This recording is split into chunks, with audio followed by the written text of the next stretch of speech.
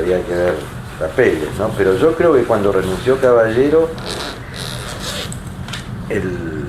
la ampliación de la Corte, quizás el proyecto estaba o no, pero que no tenía resonancia pública, no era un tema que se conociera.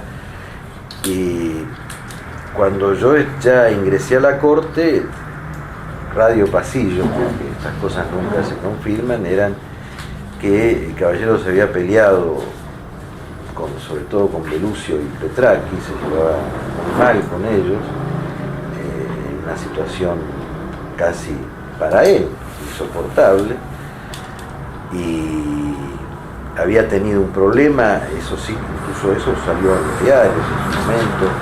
Él fue árbitro en un tribunal arbitral, en una causa creo que era parte del Estado, después tuvo un conflicto con sus colegas porque la propia Corte debía regularle los honorarios, o había llegado el tema de los honorarios a la Corte y eso había generado algún tipo de conflicto. Y bueno, y decidió irse. No es el primer caso de gente en un tribunal colegial que se va porque no soporta a los colegas. Hay muchos casos, sobre todo en las cámaras, ¿no? La noticia que yo tenía es esa. Yo creo que Caballero le importaba poco la ampliación o no ampliación. A mí me parece que Baqué hizo después una especie de show político. Si Caballero tenía problemas internos, esos problemas en realidad podían ser morigerados, por lo menos en caso de que hubiera modificaciones en la composición de la Corte. Seguramente, pero ¿por qué no esperar, digamos? ¿Qué seguridad tenía? Si esto que yo digo fuese cierto, pues nunca lo comprobé, ¿qué seguridad tenía él que la Corte se iba a ampliar? Podía o no ampliarse. Porque Caballero debe haber renunciado, digamos, a mediados del primer semestre del gobierno, digamos, a mediados del segundo semestre del 89, ¿no? Sí, septiembre. Por ahí. Y la ley salió en marzo del 90. Yo asumí en abril del 90.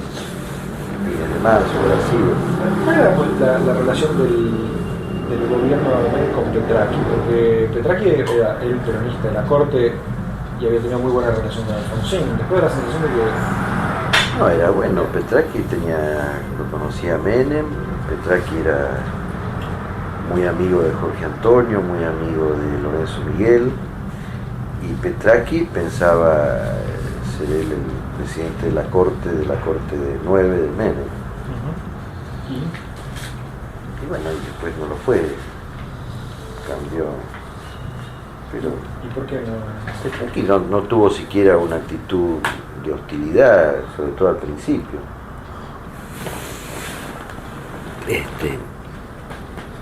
Nosotros decidimos que la persona de más prestigio, el decano por edad, era Levene, que le correspondía a Levene la presidencia. La presidenta de la Corte es más formal que otra cosa, es representativa, tiene que ser representativa de la Corte, y Levene obviamente es un jurista, ¿no es cierto? Falleció de gran importancia, de un apellido ilustre para la Argentina, había sido ya juez de la Corte,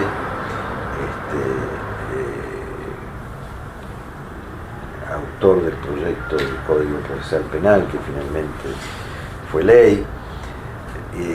La decisión que tomamos de elegirlo a Levene molestó tanto a Petracchi como a propio Ollanarte, porque también Ollanarte pensaba que él iba a ser el presidente de la Corte.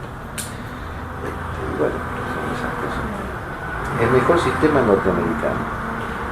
El presidente de la Corte lo elige el presidente de la Nación. Entonces no se pelean adentro de la Corte, no hay posibilidad de pelearse. Ollanarte pensaba que iba a ser el presidente porque había sido el impulsor del proyecto. Probablemente. Él creía que era el que había concebido esa idea, y pensaba que iba a ser el presidente. No fue nuestra decisión. ¿Y cuáles eran las razones por las cuales se eligieron a Cabaña Martínez y a Nazareno? ¿Cuáles eran las virtudes o Cabaña criterios? Era juez de la Corte de la Provincia de Buenos Aires, impulsado por Cafiero, aceptado por el radicalismo y tenía mucha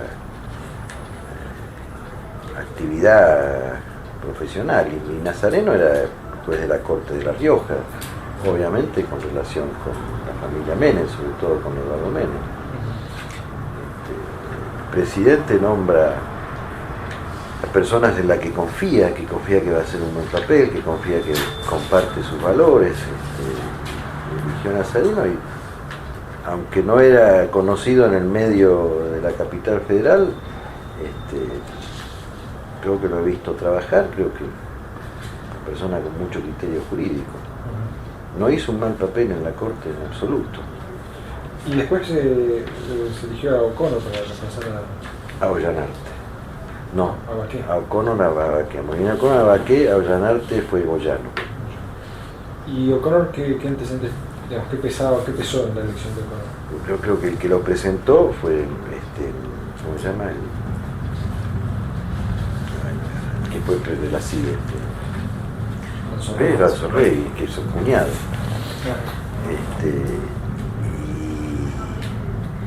Y también la relación viene por esa vía.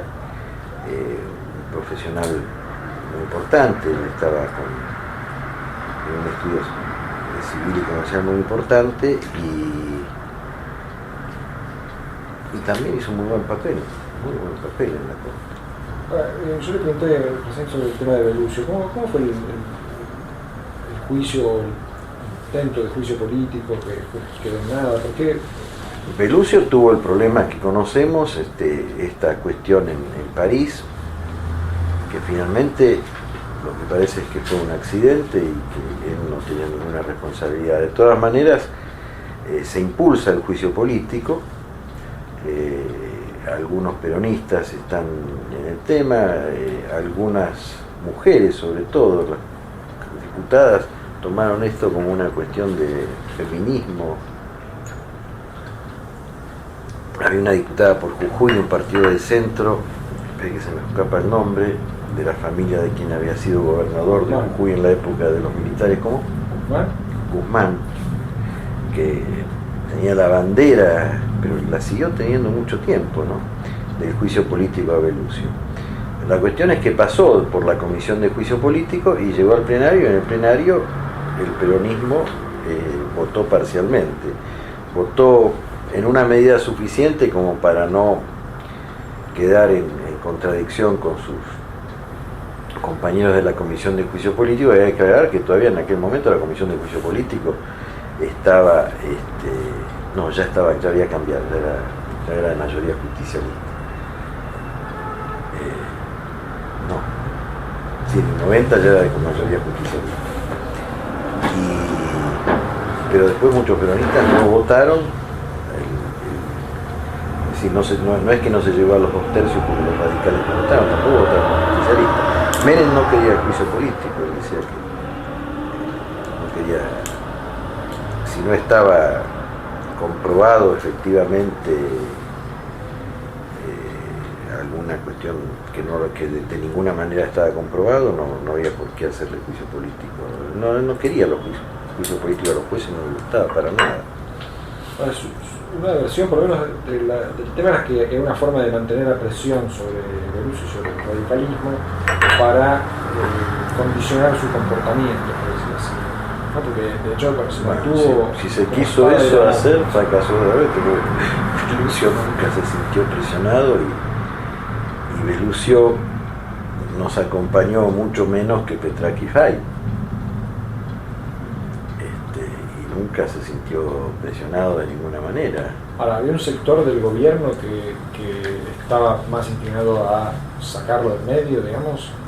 Había presión. Probablemente, yo creo que César Arias estaba más inclinado para sacarlo. ¿Con qué idea? ¿Se me fue la idea?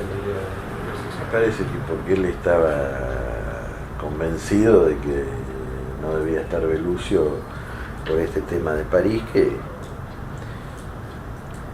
sobre el cual yo tampoco quiero hablar mucho porque ya está resuelto, es un tema de Belluccio que no está en la corte. Pero la cuestión es que cuando Menem tuvo la oportunidad de hacer juicio político a algún juez de la corte, no lo hizo. Prefirió respetar el tribunal, lo que está bien. Bueno, después en el medio, en el interín, o sea, creo que un poco antes, digamos, fue el reemplazo de D'Alessio, ¿no? ¿Cómo fue este proceso de reemplazo? El procurador general, hasta después de la reforma de la Constitución, siempre estuvo en una situación un poco ambigua en la cuestión de su ubicación institucional. Y siempre el presidente lo nombró o le pidió la renuncia, o aceptó su renuncia por decreto. De manera que el cambio de D'Alessio en ese momento era normal. Hoy no sería así, ¿no? Hoy habría que hacerle juicio político también para sacarlo al procurador, o una especie de juicio político. En ese momento el procurador cambiaba con el gobierno, era una persona también de la confianza del presidente, que el presidente nombraba sin necesidad de acuerdo ni nada. No, pero Solo D'Alessio había sido nombrado, sí, todo. D'Alessio había sido nombrado por el Senado. D'Alessio, bueno, lo que pasa es que no había ninguna norma que exigiera el acuerdo del Senado. ¿Y por qué Menem no lo buscó? Porque lo podía conseguir, digamos. ¿Por qué puso a Arroyo por decreto cuando podía conseguir el aval del Senado? Porque el acuerdo del Senado no tenía en realidad ninguna significación. Bueno, tenía una significación era un procedimiento que le daba participación al Senado en esa decisión, los comprometía al Senado, lo involucraba. Sí, pero es una concepción institucional. Yo creo que en el sistema anterior de la Constitución, el procurador general todo el Ministerio Público tenía una vinculación instrumental con el Poder Ejecutivo, como en Estados Unidos, por eso el sistema era así.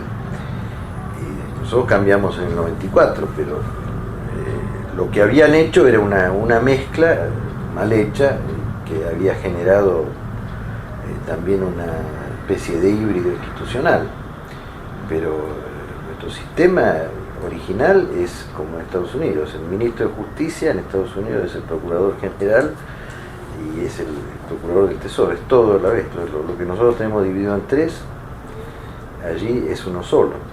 También, pero porque es el hombre que por el gobierno conduce la política, sobre todo la política criminal. Pero pensando en términos de la tradición, si existe algo así como la tradición, sí, en el caso argentino, que usted mismo lo dijo, era una posición ambigua.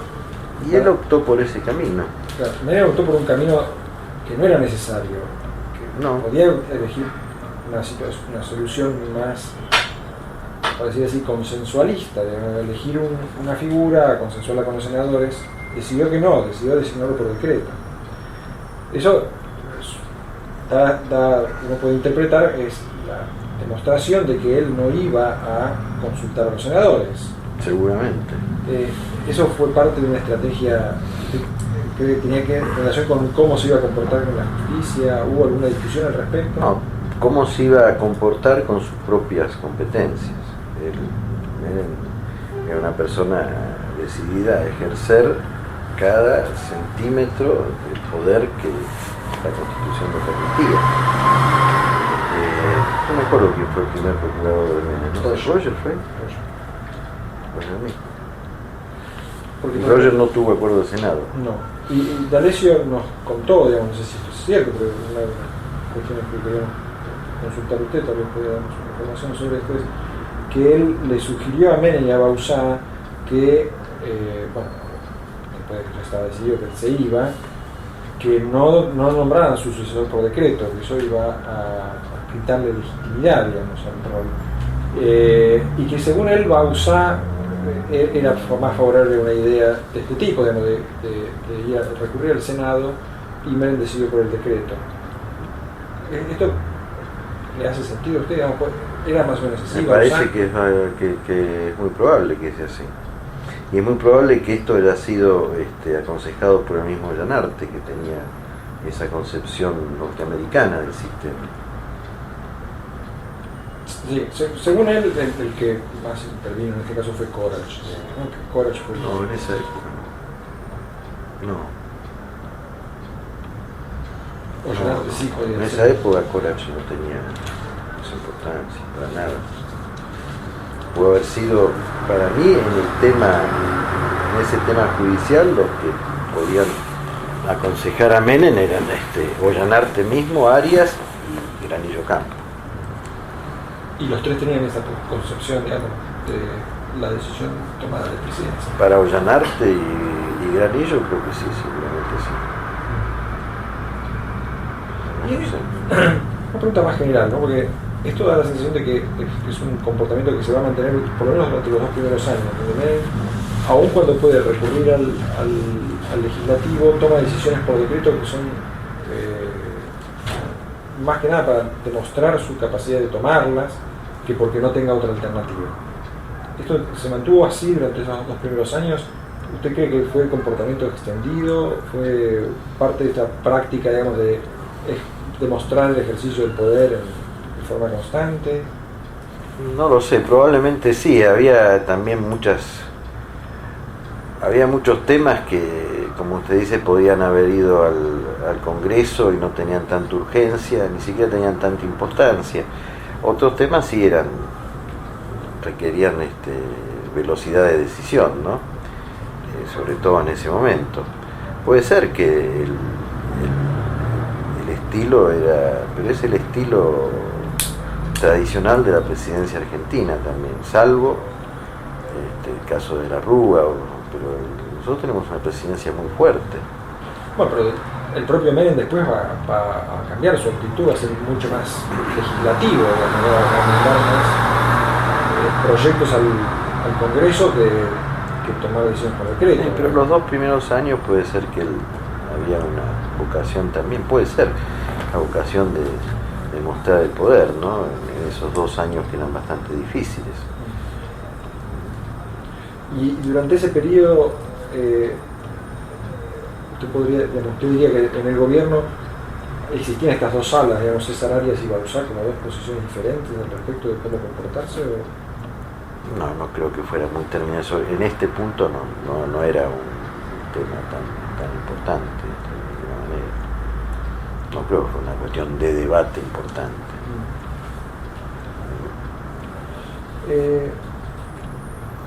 Bueno, sobre esa etapa me parece que todos.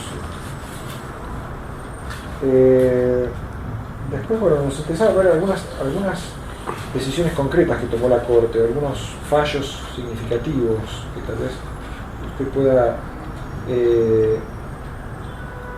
recordar como, bueno, las razones por las cuales tomaron la decisión y los debates que hubo, digamos, ¿no? Si, tal vez en algunos sí, en otros no, lo que usted pueda recordar del periodo de 90-93, ¿no? El periodo en el que usted estuvo en la Corte. El primero que me parece que fue muy importante en términos institucionales y por el procedimiento que siguió es el de la aerolínea, ¿no? El famoso per saltum, sí, para intervenir en el caso de aerolíneas. ¿Usted recuerda un poco cómo fue y qué discusión hubo interna? Sí, el juez de primera instancia había primero suspendido la licitación con una razón jurídicamente bastante equivocada. Él sostenía que no podía haber una sociedad anónima con participación estatal donde la participación fuese inferior al 51%. Esto absolutamente equivocado, contradecía, bueno, por lo pronto la ley de reforma del Estado, pero la misma ley de sociedades. Pero además la demanda la había iniciado un grupo de diputados que para nuestro sistema no tienen legitimación para accionar, se acciona solo con un interés propio. En aquella época ni siquiera estaba todavía el sistema de los derechos de incidencia colectiva que lo reguló después la reforma de la Constitución. cuando finalmente él hace lugar al amparo, el juez de primera instancia, Dromi, citando un precedente de minoría de la Corte, Margarita Belém, plantea el per saltum. El per saltum en la Corte lo había impulsado Petracchi, y en ese caso de los militares, en esa época, para defender las leyes de obediencia debida y punto final. Mire cómo cambian las cosas, ¿no? Petracchi había sostenido había tomado de la jurisprudencia de la Corte norteamericana el sistema del per saltum. Había quedado en minoría, y después con el caso Aerolínea discutimos, cuando Dromi hace esta presentación, si daba la situación de urgencia y de gravedad institucional. Pensamos que sí, porque era el problema de la política de privatizaciones en el régimen de emergencia. La primera privatización empezaba mal, fracasaba, eso podía generar una situación bastante delicada, sobre todo para los inversores extranjeros, y entonces el mismo Petracchi redactó el proyecto, que finalmente tampoco tuvo en realidad mayoría, porque el proyecto ese lo terminamos firmando Levene, Cabaña, yo y Petracchi, o sea 4 nada más, no 5, porque Nazareno y Moliné hicieron un proyecto propio que coincidía el resultado, pero con otras razones. Es decir, en realidad la Corte nunca llegó a admitir el per saltum, la Corte mayoría, ¿no? Nunca tuvo el per saltum mayoría en nuestro sistema, lamentablemente, porque... ¿Cuál era el argumento de Nazareno y Cabaña? Nazareno y Moliné. Ellos lo plantearon como un conflicto de competencia, que después, ya haciendo mayoría ellos, ya nos fuimos después del 93, lo repitieron en 2 o 3 casos, ¿no? Ahora, esa era una cuestión procesal para cómo se llegaba a la Corte. La cuestión de fondo fue repetir la jurisprudencia tradicional de la Corte nuestra y de la Corte norteamericana, que no admitía la legitimación de quienes no fueran interesados directos para accionar y para hacer un planteo judicial. Si acá no existen estos juicios de intereses difusos o cosas por el estilo. Ahora no entiendo cómo fue el procedimiento. El per saltum tenía 4 votos, la posición de Nazareno y tenía 2. 2, pero como la decisión coincide, eso pasa mucho, ¿no? Por ejemplo, si ustedes ven los casos que resolvió ahora la Corte con el tema de los derechos humanos, de los militares, cada juez hizo su voto. En realidad no hay una doctrina uniforme, pero hay sentencia porque la decisión final es la misma. En ese caso, así, entonces el juez de primera instancia había hecho lugar a una demanda que inició Fontella, me acuerdo, un diputado del Grupo de los 8, con el Chacho Álvarez y otros, y eso paralizaba la licitación. Entonces la Corte decidió pedir el expediente y hizo lugar al per saltum, hizo lugar al recurso, ¿no? Claro. Ahora, ¿qué efecto tuvo eso en la justicia? ¿Hubo un cambio de actitud de los jueces a partir de ese momento, sabiendo que la Corte podía intervenir sobre sus... No, nosotros, en realidad el gobierno de Menem tuvo una actitud bastante opositora del Poder Judicial, sobre todo de la Cámara Federal Contencioso Administrativo, que después no se repitió con De la Rúa ni tampoco con Kirchner, pero fue bastante negativa, por eso obligó tanto a intervenir a la Corte durante los 10 años, ¿no? Sí. Los jueces tuvieron un activismo muy grande y sin razón jurídica para mi manera de ver. En casos de corrupción, dice usted. No, en casos de privatizaciones, tarifas, de teléfonos, del tema aeropuertos. No, corrupción, eso son cuestiones penales.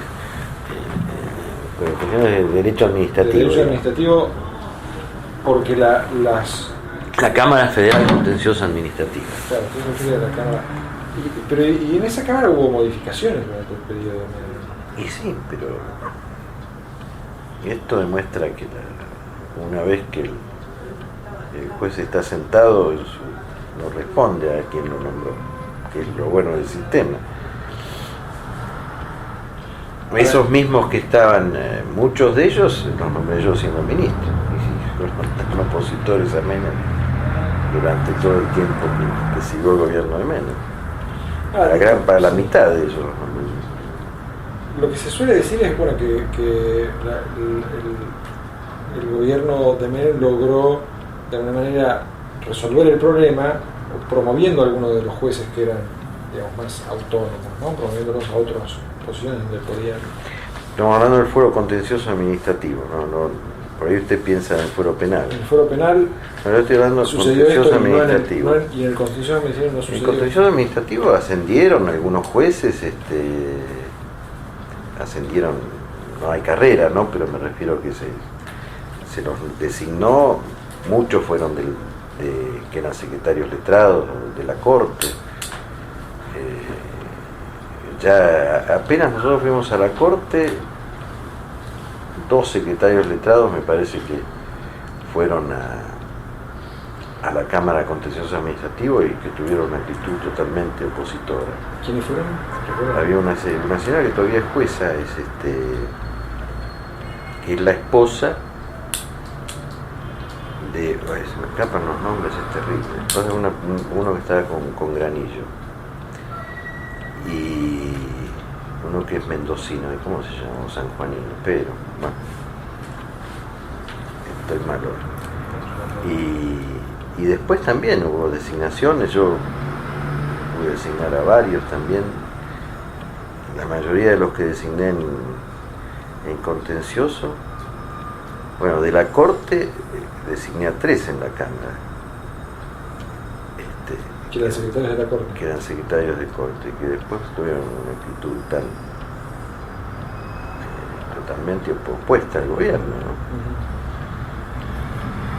Son las cosas, son las reglas del juego.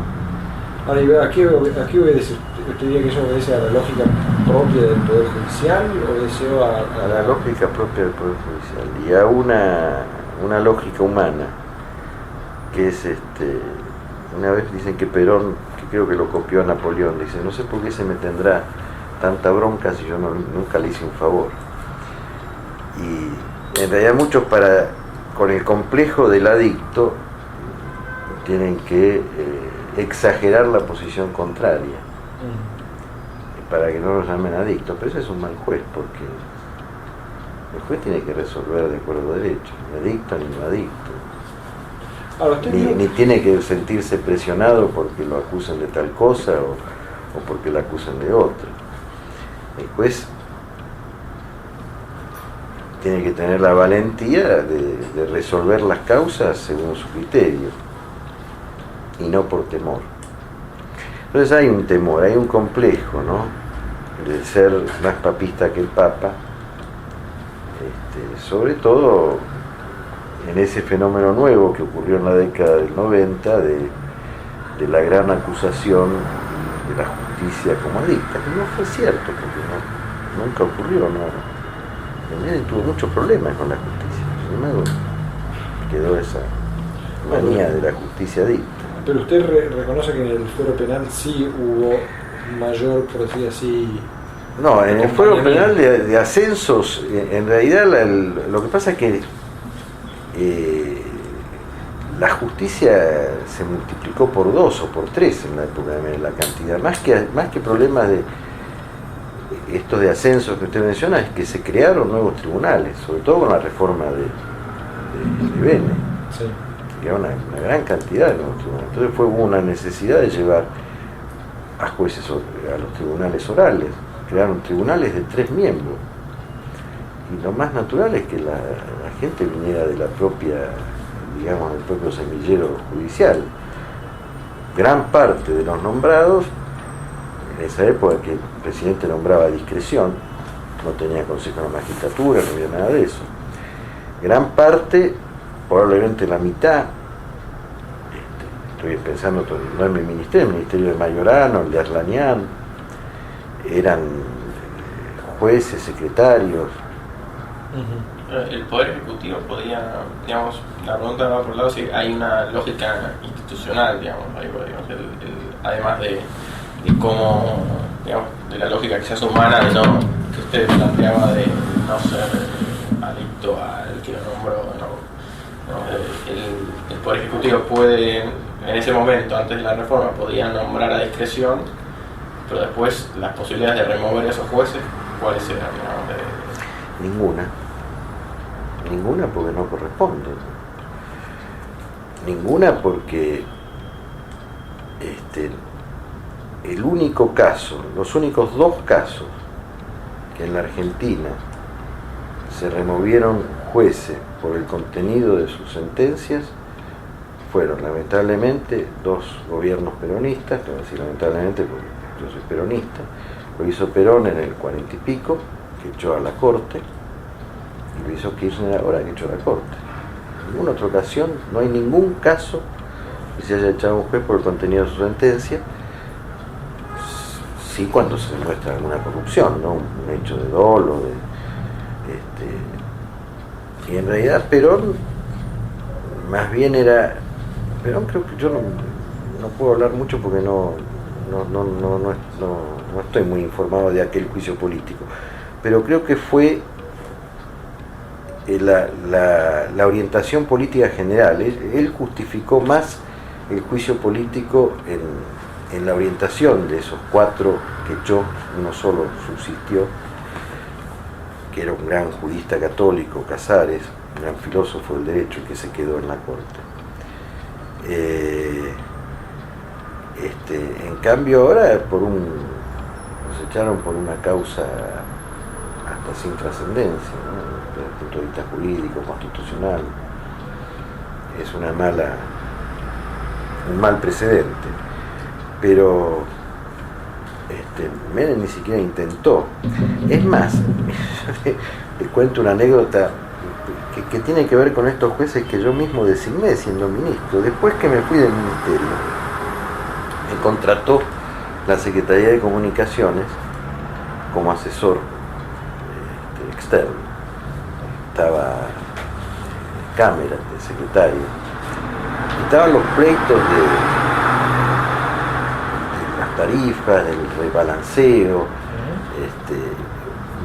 y en uno de esos pleitos la jueza, una jueza contenciosa administrativa, lo intima a Cámara a que no haga lugar al rebalanceo o haga lugar, ahora no me acuerdo bien qué se discutía, bajo percibimiento penal, pero él había obtenido en Córdoba de un juez federal de Córdoba que le ordenaba lo contrario.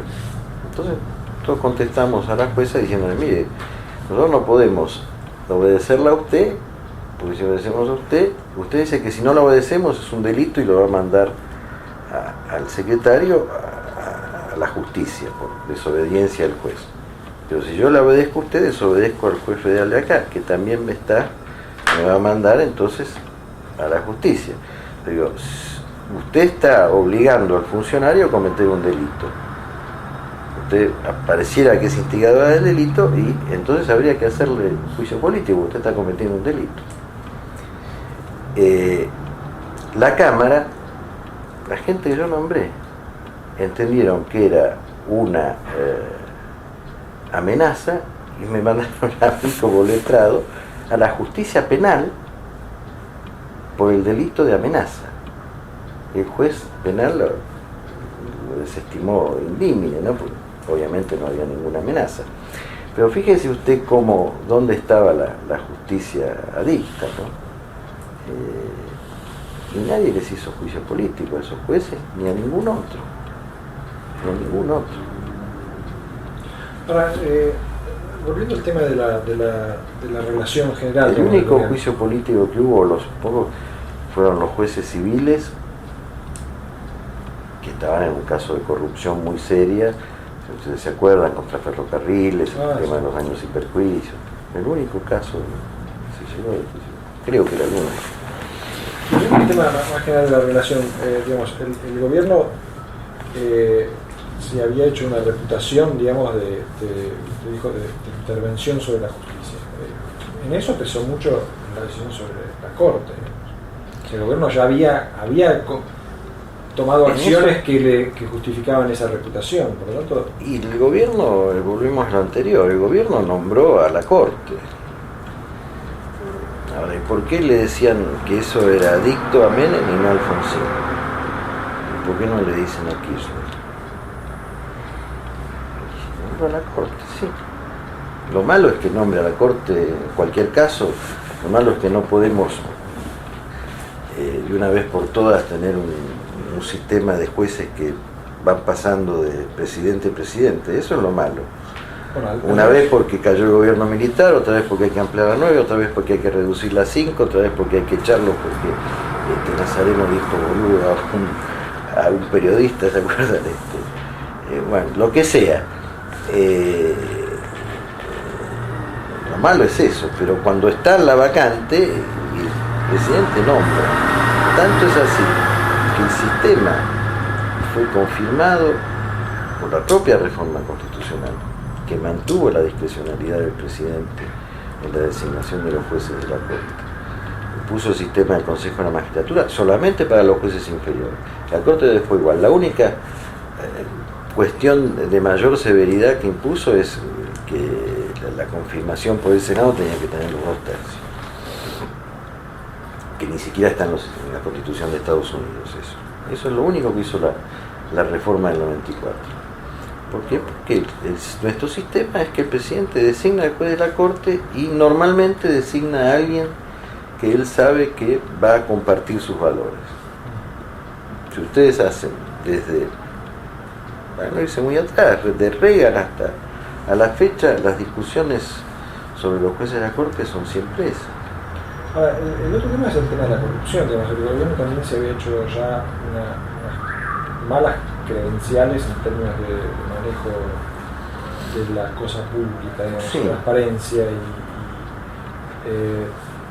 eso era visto ya como un problema en el momento que usted ingresó a la Corte. Había una... No, eso de abril del 90 todavía no estaba eso en boga. Bueno, de todas maneras. Pero pocos meses después fue el caso Swift, ya estaba el tema de las valijas, el caso Yoma, había varios casos ya resonantes. Y depende también de qué se quiera hacer con eso, pero mire, nosotros estamos en el 2006, pasaron entonces, ya van 7 años de que se fue Menem. La justicia se modificó mucho, incluso la justicia federal, de los, entre comillas, jueces de la servilleta, creo que eran 2 o 3 nada más. Hubo jueces de la servilleta, inclusive, que lo pusieron preso, a Menem, a ministros de Menem, de la Rúa, jefe de policía de la Rúa.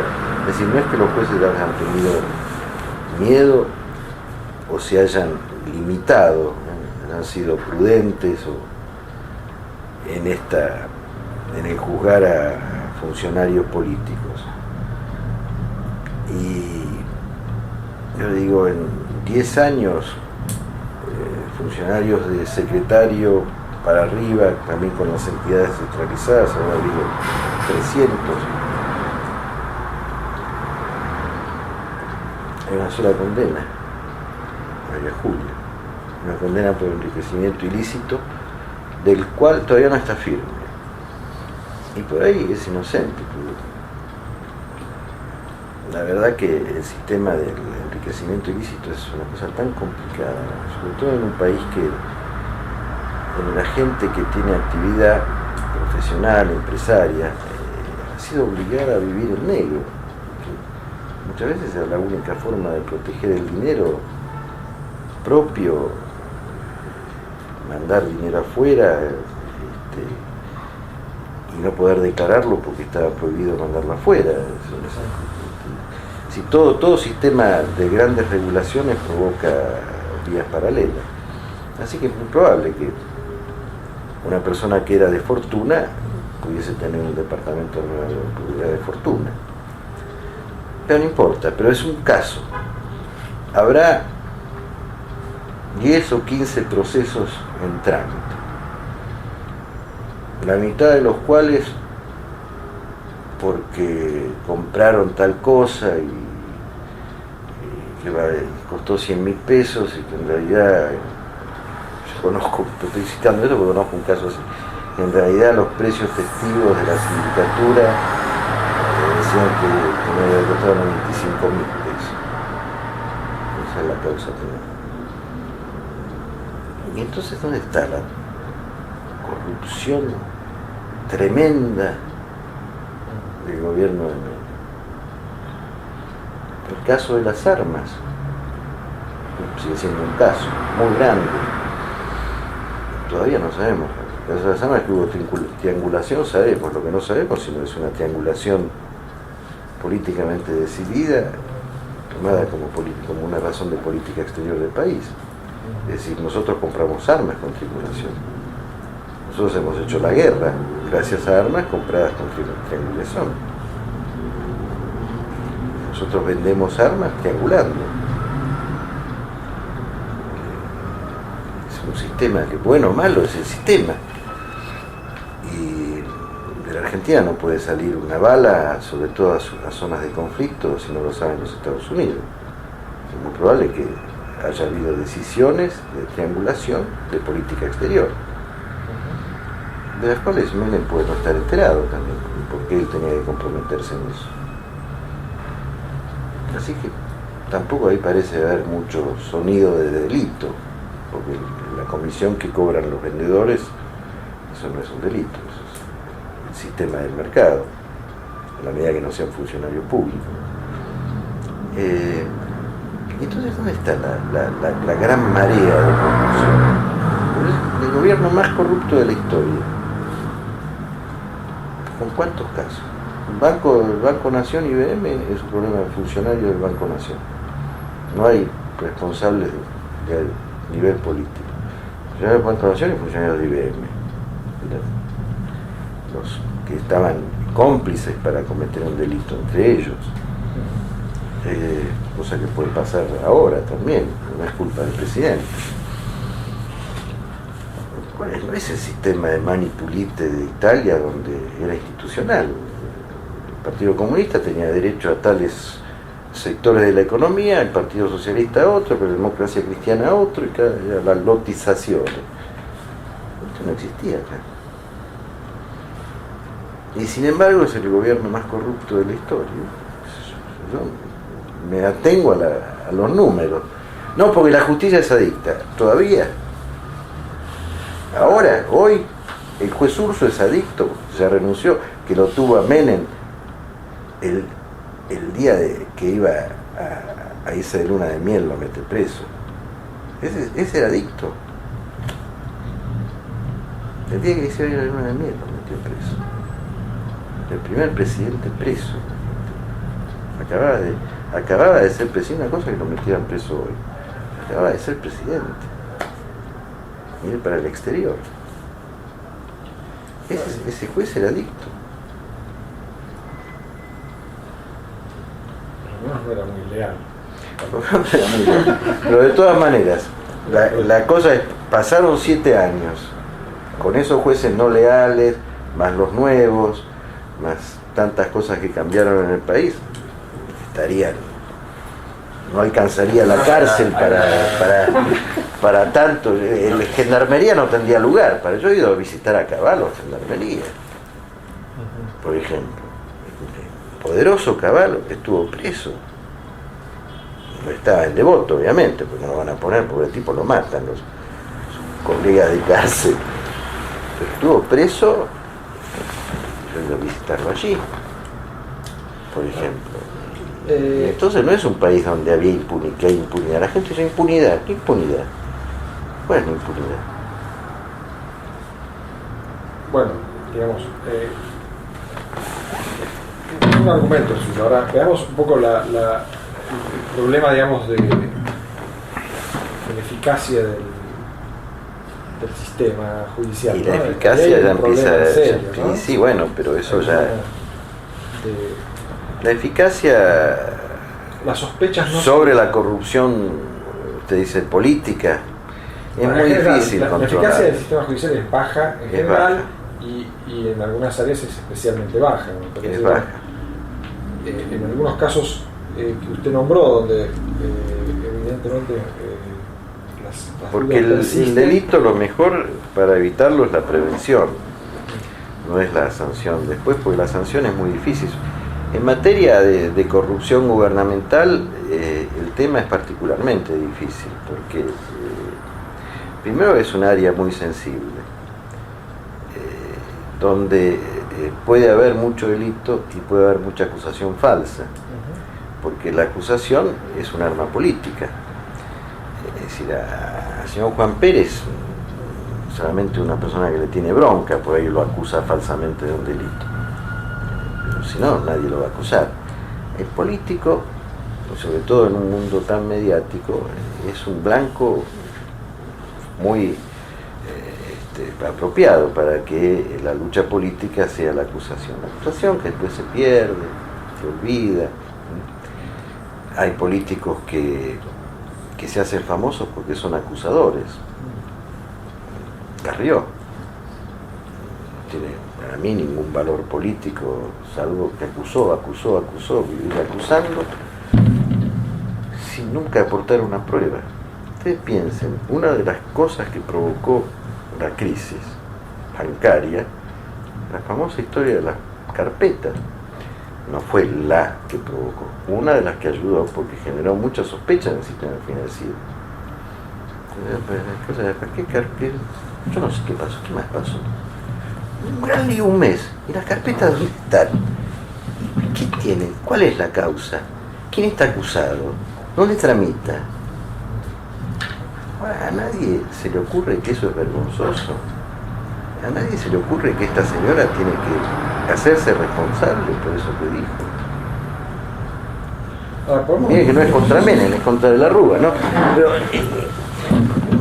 nadie piensa que esto es muy grave, es decir, robó, es un delincuente, las carpetas, acá tengo. Por ejemplo, ¿no? Entonces,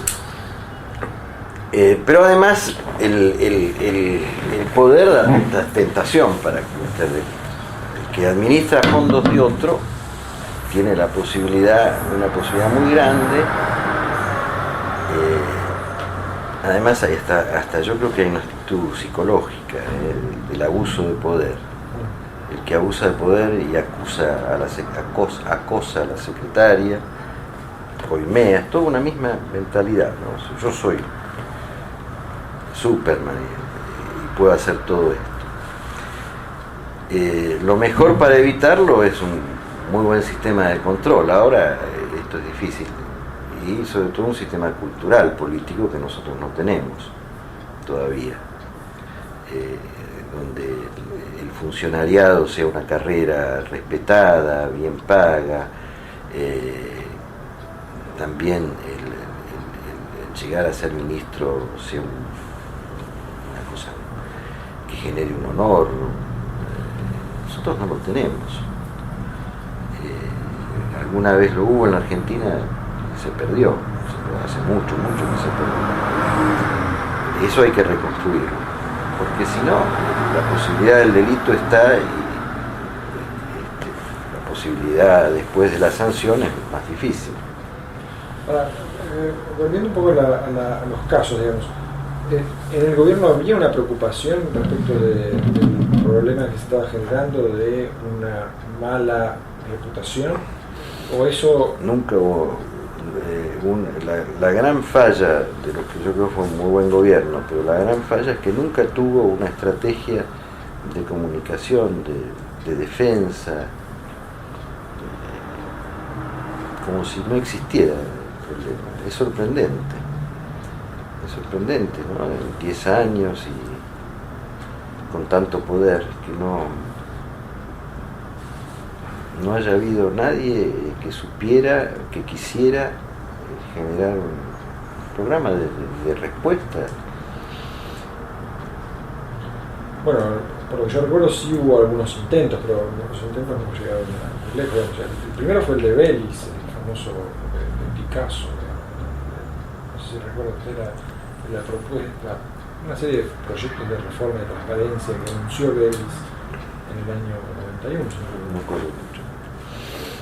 Bueno, pero no prosperaron. digamos, ¿Usted cree que no hubo una preocupación seria al respecto, digamos? No hubo la decisión de decir, bueno, vamos a tratar de frenar esta mala reputación. De frenarla y de mostrar lo que pasa es que es muy difícil mostrar de que uno es inocente, porque como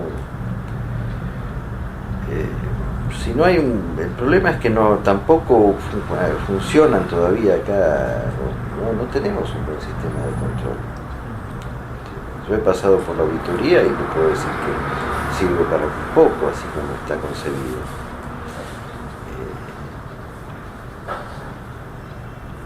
Ahora, podemos volver un poco al momento de la Corte, porque después vamos a ver el Ministerio de Justicia, podemos volver sobre algunos de estos temas, pero yo tenía otra pregunta que era sobre el tema del plan Bonex, porque entonces fue una decisión muy importante que afectaba a derechos y que generaba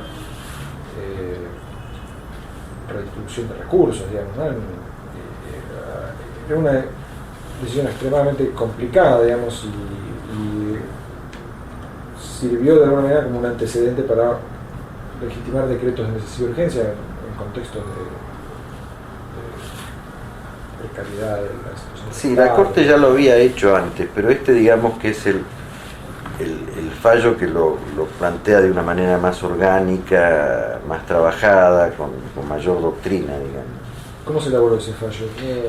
La primera versión es de Fait, yo le agregué cosas,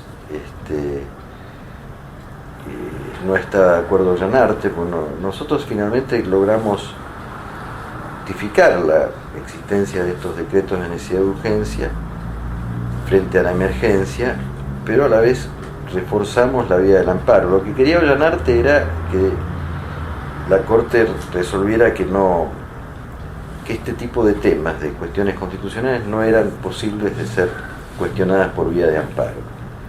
¿Por qué? ¿Cuál era Porque el amparo, como es una medida tan rápida, él sostenía que la discusión de constitucionalidad tenía que llevar un juicio más lento, más debatido, etc. Con lo cual, la cuestión en definitiva terminaba y no iba a tener eficacia, porque lo importante es la respuesta rápida. Para decirlo, era diluir en el tiempo. Se diluía en el tiempo. Entonces nosotros dijimos que sí, que las cuestiones de constitucionalidad pueden ser discutidas en el amparo, y que el caso ese era un caso donde para defender la Constitución había que defender la subsistencia misma de la sociedad, y que la Argentina estaba con una situación donde pues, estaba en peligro la subsistencia social, una situación de caos, y que era necesario entonces tomar medidas que podían, el Congreso, que ya había declarado la emergencia antes, podían alterar, aunque no extinguir, los derechos. Y después esto fue ratificado por la reforma del 94, en definitiva fue aceptado tanto los decretos de necesidad de urgencia como la doctrina de la Corte sobre el amparo. Ahora, hubo una discusión con la minoría, con el sector más opositor al respecto, porque se afectaban derechos de propiedad, ¿no? La discusión en la Corte era más bien, y siempre ha sido así. Me decía el otro día un juez de la Corte que está cambiando, para bien, pero siempre ha sido por escrito. Muy poco discutíamos en el acuerdo. El acuerdo siempre fue más por cuestiones administrativas de la propia Corte que para discutir casos. La Corte circula el memorándum y en el memorándum por escrito cada uno dice lo que piensa.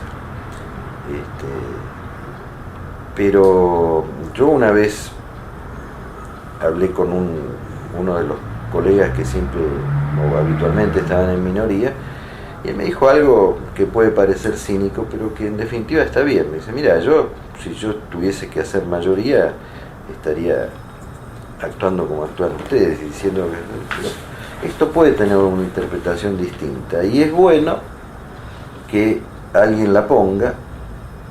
Yo comprendo que si la interpretación esta la dijésemos ahora en la Corte, se puede armar un gran lío, no es bueno para el país,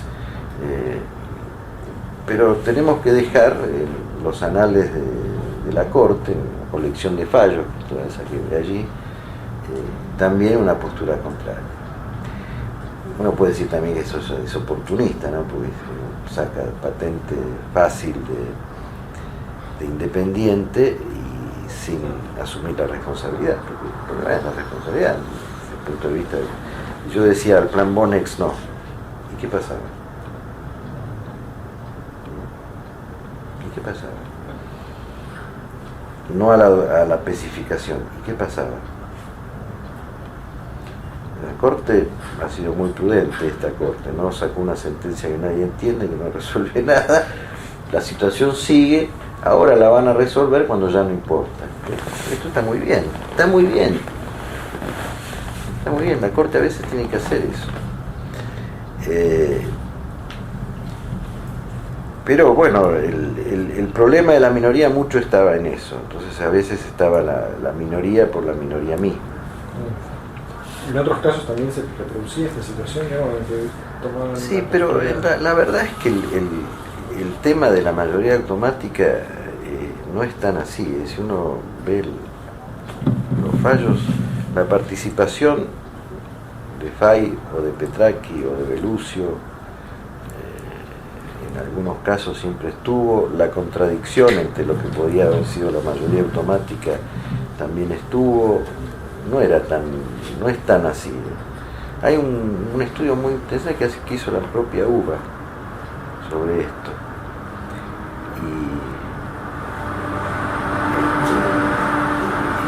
y demuestra con números esto que le estoy diciendo.